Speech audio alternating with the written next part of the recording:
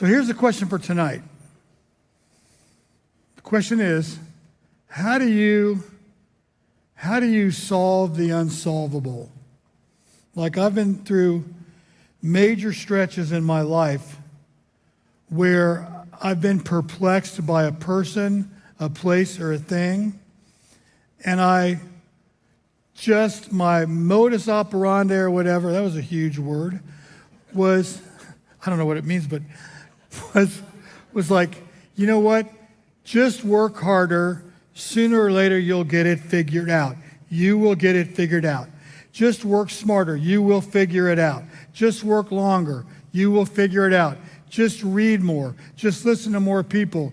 Eventually, if you do all of that, you will figure it out.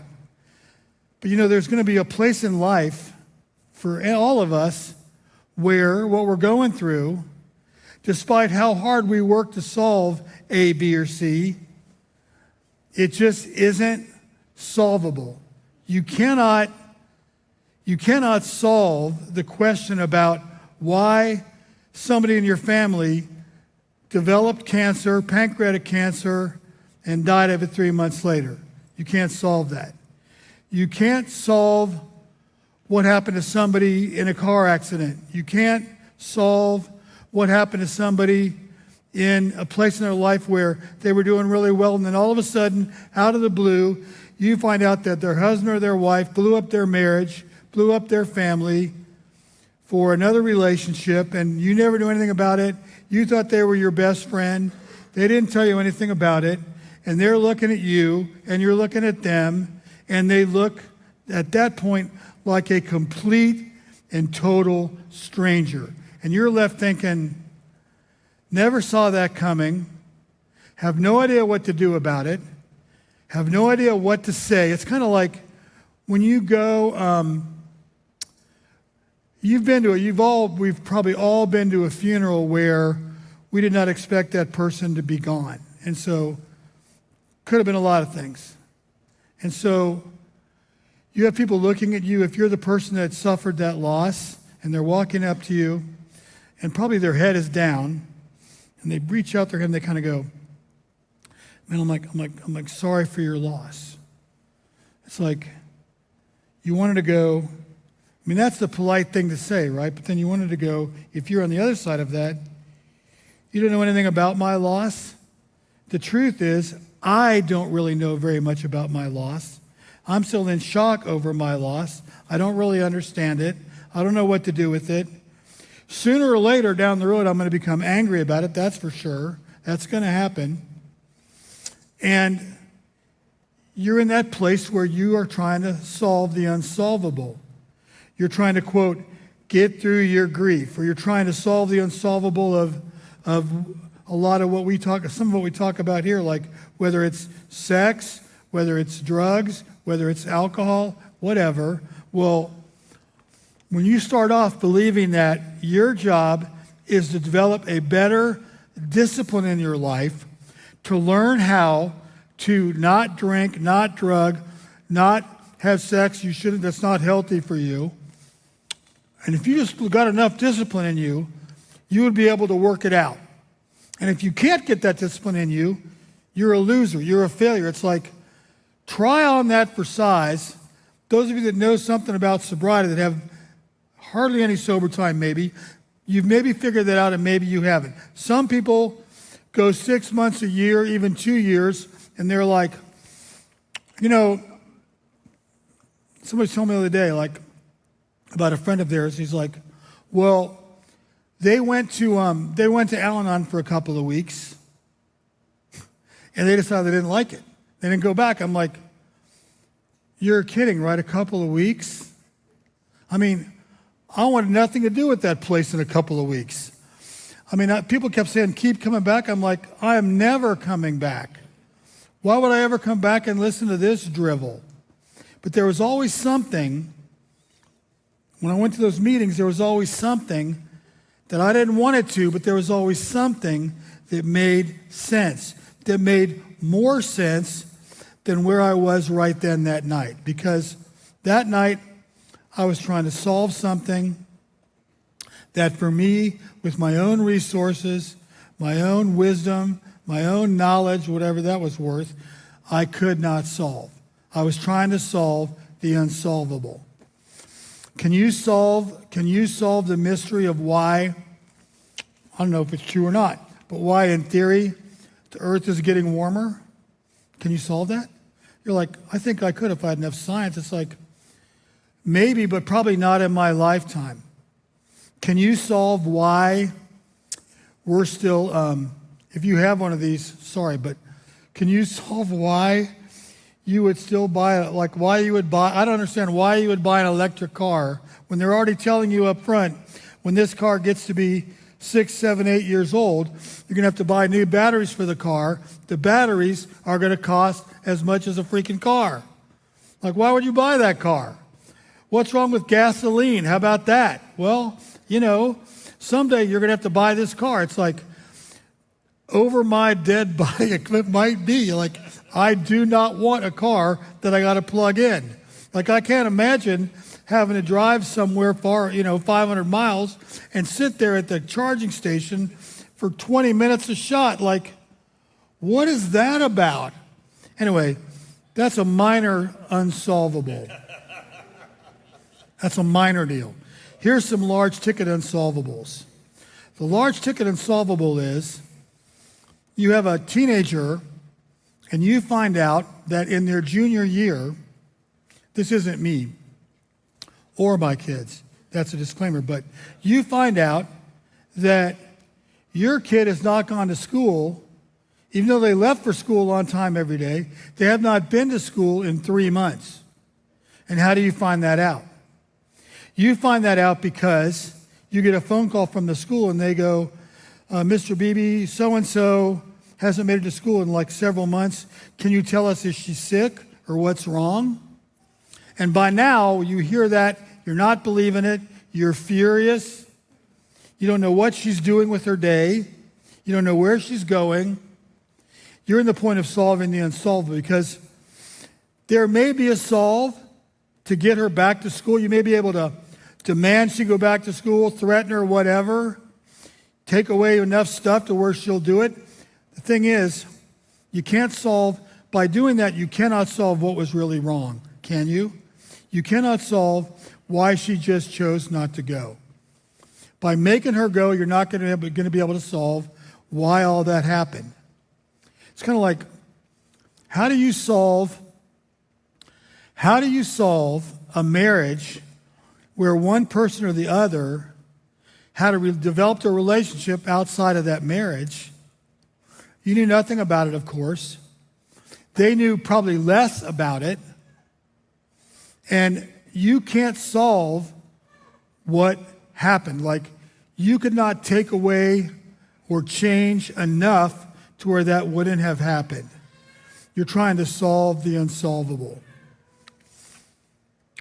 Go to Washington, D.C., and it's 5 o'clock in the afternoon, and explain to me how you drive around that place when you're not sitting in traffic. You can't. There's so many situations in life, illness, death, loss of a job, loss of an income, disability issues. There's so many issues like that. People that we lose in our lives, and it's a total surprise. We were totally not prepared for anything that just happened. And the way that makes you feel inside is like unsafe. It feels unreal. It feels more than uncommon. It feels like you're on really shaky ground. It feels like your life is on shaky ground. Well, how do you solve the unsolvable? You think it would work if you put your nose to the grindstone, whatever that means, down? I don't know how you would do that, but I don't know. What is that phrase? What does that mean? Like, why would you slam your nose on a grindstone? I don't know why. Why do we use that phrase? I don't have any clue, but I mean, what would you do? What would be the option of trying to solve the unsolvable? Would it be like work harder, the nose to the grindstone thing? Would it be work smarter, do smarter stuff? Would it be, whatever happens, don't ever quit. Would it be that? Well, that smacks dead up against what we're working on here in these rooms, which is the gift of surrender. Well, how about surrender? Well, how does surrender sound? How does a power greater than me sound? For a lot of us tonight, if we're honest, it sounds terrible. It sounds like a terrible idea. Because if I were to surrender, if I were to take the power out of my hands, that might seem terribly unsafe. This power greater than me, see, at this point in my life, I'm not even so totally sure, I could be saying, that I want a power greater than me. I don't really trust God enough right now tonight for God to be that power greater than me. No one in my life is someone that I trust enough to be a greater power than me, who can have that kind of influence over me, even though other stuff is having influence over me all the time. But see, I convince myself, no matter what my compulsion is, I convince myself, no matter what I'm using to soothe myself, that, you know what? I can quit that, whatever that is, any time I want. Anytime I want. I have enough discipline. I have enough willpower anytime I want. And then you come up against this thing, this surrender thing, which says, I'm going to need a power greater than me. You come up against this lovely barricade which says, what are you going to do with this whole gift of surrender idea?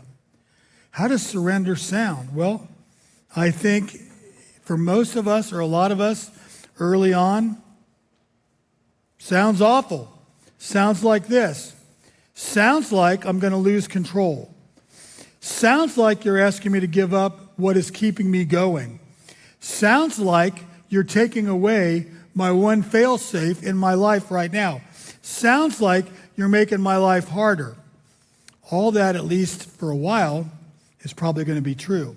And so we go back to other feelings like this. There must be something I can do about this. I don't really know what it is, but there must be something I can do. Here's another piece. If there really is a power greater than me tonight, I don't really want to wait for that power greater than me to show up. And I'm not even sure, if I'm honest, that I want a power greater than me around. Maybe sometimes, this is always a problem with God. One of the problems with God is God shows up at the most bizarre, inopportune times. There have probably been 1 million times in your life and mine where God was talking to me and I was like, yeah, like there's some noise over there. I'm not sure what that was really all about. And then like a couple days later, like kind of going, do you think that could have been God talking to me? What if God was like trying to speak into me? What if God was trying to have something to say in my life? Is that like unimaginable or is that like imaginable? Do I really want God interfering in my life like that? If God really is trying to interfere in my life, do I really want him to? Do I really want him to show up in a direct, active way like that and start actually speaking into me like that? If you've had that happen to you, the first thing you probably experienced was it was unbelievably uncomfortable. It's like the book that Henry Blackaby wrote. He talks about kind of the emotions and experiences you'll have by having God like show up. So it's going to be like, well, God is definitely going to show up in your life. What's going to happen next? You're going to resist God mightily. You're going to go, no? I mean, like, I still think I can take this by myself. Thank you for the tips, God, but I think I can handle this by myself. The first several months that I went to Al-Anon, man, I was looking for the tips for how to fix somebody else. And they kept trying. They just kept mightily trying to help me look at me and kind of go, we're not Like, there's nothing we can do about your spouse, but there's plenty we can do with you. I'm like, no. You don't get really why I'm here, do you? Like, I'm not like, I didn't say this directly because I was polite maybe, but I'm like, I'm not really like you guys. Like, I don't really have problems like you guys. I don't really have that. I mean, like, don't be talking to me about my stuff. I don't want that. I want to talk about her stuff. And they're like, yeah, we're not in that business. That's not our dance card. The date we have for the dance card is with you, Slick. We want to talk about what's going on with you. So, like, you go to Al-Anon for a little longer, and after about the first couple go-rounds in Al-Anon, the lovely thing happens. They let you talk about all your stuff for at least a couple times. I did, but anyway, then they kind of gently do this little bless your heart thing, and they go, listen, man, the thing is, like, it would really be helpful if you would start talking about what is happening with you. It'd be really helpful if you would talk about what are your feelings, where's your pain, what are you really willing to let other people like us into? And I'm like, you got the wrong boy. Because if I would have believed what they were trying to tell me, well, then I might be that much closer to believing that I actually was powerless and that what I was in the middle of was actually unsolvable by myself, of my own accord, with my own knowledge, with my own wisdom, with my own sensibilities. I wasn't going to be able to solve the problem. I couldn't do it. Because if you go back to those statements, I don't want to wait for the power greater than me to show up. There must be something I can do. I don't really want to watch and learn. I want to do. In the end, the thing is this, all of those I statements all show me the reality of the unsolvable. Maybe you've heard of this guy, maybe you have. There's a guy, Bill W. was his name. Bill W. was very involved in the formation of AA.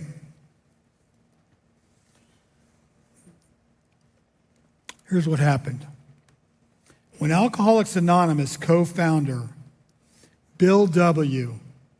faced what medical science and personal despair deemed as an unsolvable problem, severe fatal alcoholism, he realized that individual willpower was in fact powerless, and he shifted his approach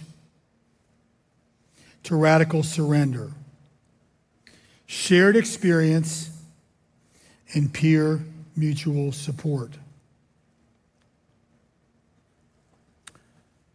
Radical surrender. I come to believe that a power greater than me could restore me to sanity. Radical surrender. I come to believe that over what it is I'm in the middle of right now, I am powerless over that reality. Shared experience. I come to believe that I need to be with people that are going through the kinds of things that I'm currently going through. I come to believe that a place like this can save my life, And I come to believe that by myself, of my own power, of my own accord, and of my own wisdom, I'll probably die. I might not die today, I might not die tomorrow, but I'm going to be in the middle of a slow death, day after day after day, week after week after week. I'm going to come to believe, this is a hard thing, that change in my life and freedom requires sacrifice. I'm going to come to believe that pride is probably going to be the first thing to go. That's hard. It's hard. That's why when you ask somebody who's really kind of working these steps, and you say, like, how long did you work the first step? Just a simple statement that you're powerless.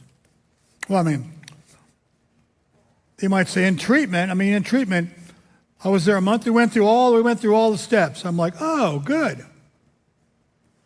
I mean, you know how long it took me? About a year and a half to work through step one. A year and a half. You're like, just that little sentence? It's like, yeah, just that little sentence. That my realization that I was powerless over what was happening to my wife and what was happening to me, what was happening to my children. I didn't want that for her. I didn't want that for me.